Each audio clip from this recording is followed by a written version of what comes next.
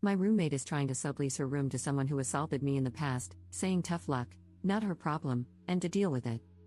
Posted by you/Blothra111. When I, 22F, was a freshman in college, a guy named Pete, fake name 21M, began harassing me to date him. I refused repeatedly, and it ended with him ripping my shirt off at a party in an attempt to touch my chest. I filed a police report, and Pete was found guilty of assault. I have a 1,000-foot restraining order against him.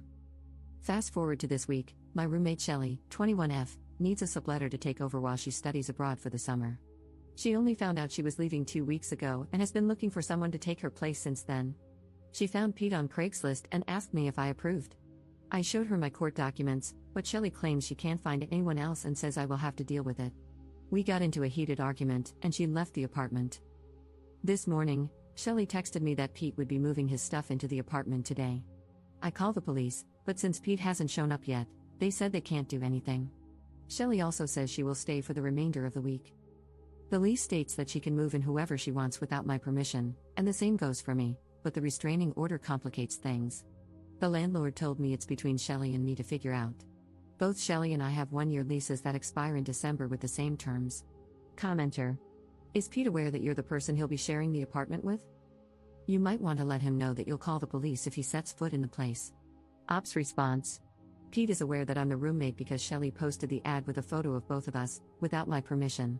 I already promised that I would call the police, but Shelly is locked in her room and refuses to listen to me. I'm sitting by the door with 911 pre-dialed. Commenter. I agree with the consensus to call the police the moment he arrives. Has he actually signed anything, like a sublet agreement? If so, he'll probably be on the hook to pay for an apartment he can't legally step into. I'm also not a lawyer, but I can't imagine that attempting to enter a living arrangement with someone holding a restraining order doesn't negate the restraining order. The first question I would ask Pete if I were a cop or judge is, why did you think you could live there without violating the order? Ops response. Shelly claims that Pete has already paid her for all 3 months in advance and that he signed a contract with her. I told her that her contract does not override my restraining order, but she basically put her hands over her ears to drown out what I was saying. I plan on calling the cops the moment I see his car pull up, which is less than 1,000 feet away. Shelly will still be here for the rest of the week, so I'm afraid this will escalate. Update 5 days later. Hi everyone, thanks for reading this update. I've added some extra details at the beginning to better explain what happened. Things took some M. Night Shyamalan twists. Details: Shelly and I were not close friends. We were simply roommates with our own separate bedrooms and a shared kitchen/living space. I've only known her since last December when we originally signed our leases. We've hung out, but the only real connection we had was that she likes anime/Japan, and I am Asian. The Craigslist ad that Shelly posted didn't have a photo. It turns out she had used a generic photo of the two of us in an ad on our college's Facebook page, but Shelly took it down before I had a chance to take a screenshot. The update: after I made my Reddit post, Shelly locked herself in her room for 3 hours. I tried to talk to her, but she refused to come out. When she eventually left her room to get food, she just walked past me as if I didn't exist. Everyone I called told me that until Pete actually showed up, no crime was being committed, so I couldn't report it.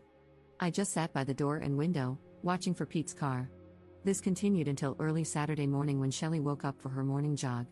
I had stayed up all night on the couch, still keeping watch for Pete's car. Shelly tried to sneak past me, but I woke up and blocked the door. I demanded an explanation for why I was being forced to stay up all night, waiting to call the police on Pete when she knew I had a restraining order against him. Shelly's response was that the restraining order didn't matter to her. She claimed she had dealt with unreasonable people like me before and had never listened to a restraining order, so why should she start now? The more I listened, the sicker I felt. Shelly basically admitted to me that she is a beach. I told Shelly she was a real piece of work and that I would continue keeping watch for Pete while considering legal action. She replied that she was done looking for subletters and that it was my problem. I told her to go for her jog, and she left, only to return a bit later and lock herself in her room again. Around noon, I accidentally fell asleep because I had been awake for more than 36 hours. When I woke up, I saw Pete helping Shelly move her belongings into her car. While I didn't see him inside the apartment, he was helping her in the parking lot. I immediately locked them both out and called the police. When Pete and Shelly came back to the door and realized it was locked, Pete noticed me watching from the window. He blew up at Shelly, demanding to know why I was in the apartment and why she hadn't told him I was her roommate. He demanded his money back, and I could hear them yelling at each other through the door.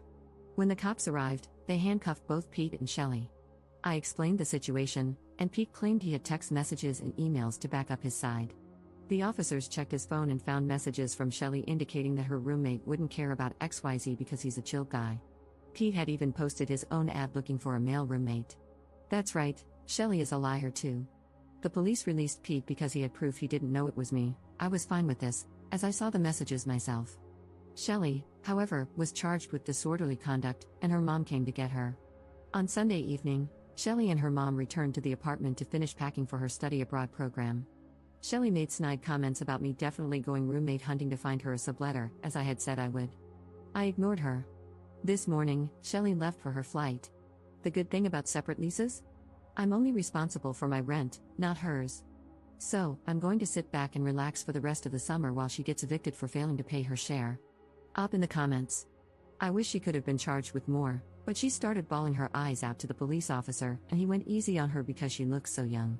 To me, it's just another sign that she's an awful person because she was manipulating the cops.